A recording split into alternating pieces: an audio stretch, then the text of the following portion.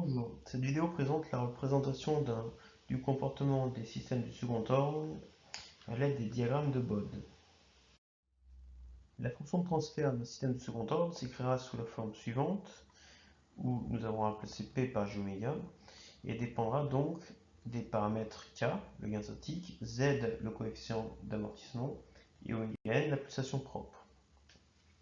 Il faudra distinguer deux cas, suivant les pôles de la fonction de transfert. Si z est supérieur ou égal à 1, les pôles seront deux racines réelles, sinon les pôles seront complexes, et donc nous aurons deux cas de figure différents. Dans le cas où les pôles sont réels, nous pouvons factoriser le second ordre du dénominateur sous la forme d'un produit de deux premier ordre. Dans ce cas-ci, le tracé des diagrammes de Bode est simple. Il suffira de placer sur notre axe des abscisses l'inverse des constantes de temps, donc 1 sur tout 1 et 1 sur tout 2. Puis, dans un premier temps, de tracer l'asymptote pour le diagramme de gain 20 log de k, quand oméga tend vers 0.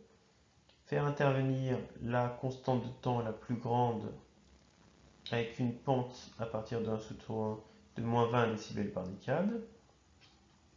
Puis, nous traçons le deuxième premier ordre, nous obtenons un diagramme de Bode donc avec 20 log de 0 quand oméga tend vers 0 et moins 20 décibels par décade à partir de 1 sur tout 2. Il suffit de sommer ces deux diagrammes et nous obtenons donc à partir de 1 sur tout 2 une pente ici de moins 40 décibels par décade. Et donc le diagramme asymptotique total, c'est donc cette asymptote à moins 20 log de k, moins 20 décibels par décade à partir de 1 sur tout 1, moins 40 décibels par décade à partir de 1 sur tout 2. Le tracé du lieu réel du gain de la fonction de transfert va coller très fortement au diagramme asymptotique avec des légers décrochages au niveau de 1 sur tout 1 et 1 sur tout 2. Pour le diagramme de phase, comme pour un premier ordre, quand oméga tend vers 0, on va tendre vers un nombre complexe qui sera en fait un réel pur, donc avec une phase égale à 0.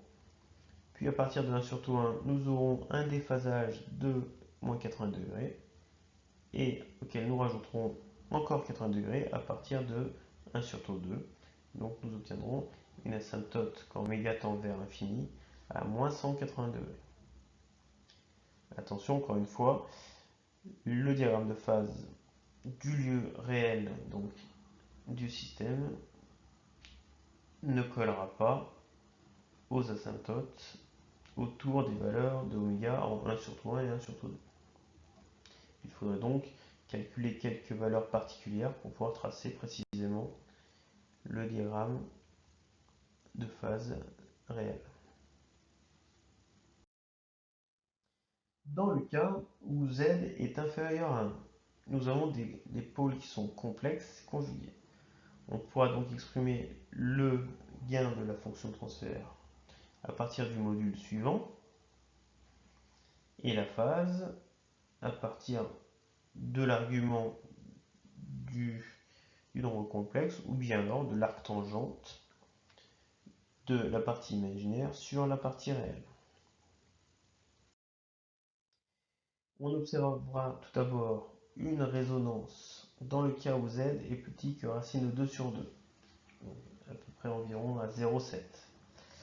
Cette résonance aura lieu pour la pulsation de résonance égale à oméga n, facteur de racine de 1 moins 2z carré. L'amplitude de cette résonance sera donnée par la valeur de 20 log de k sur 2z racine de 1 moins z carré. On peut définir un facteur de surtension, donc relatif à l'asymptote quand oméga tend vers 0, donc relatif à 20 log de k.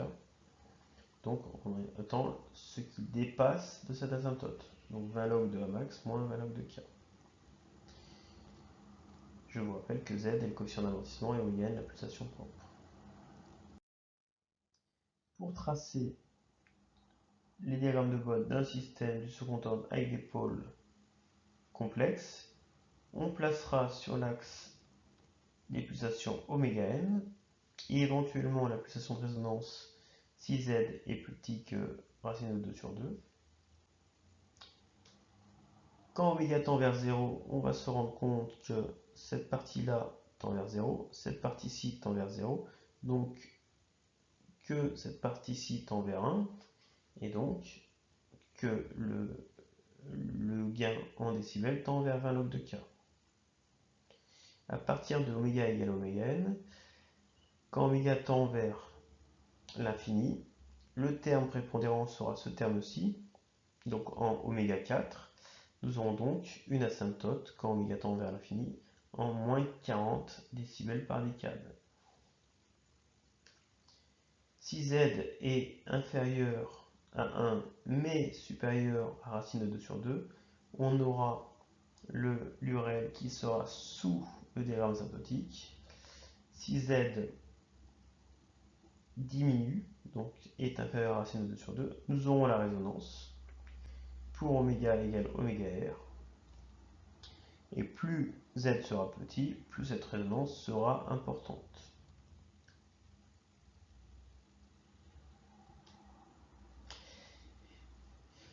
Pour le diagramme de phase, quand oméga tend vers 0, on va voir notre fonction de transfert qui va tendre vers un réel, donc avec un déphasage égal à 0.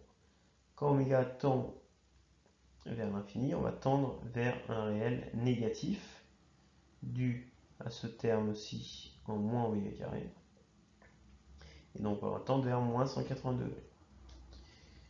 En plaçant le lieu réel, on se rend compte que plus z va être petit, plus la chute à moins 180 degrés sera brutale. Donc moins le diagramme réel sera lissé. Donc encore une fois, pour pouvoir tracer proprement le lieu réel de la phase, il faudra calculer quelques phases pour des pulsations particulières. Voilà, c'est tout pour le tracé des diagrammes de Bode d'un système du second ordre.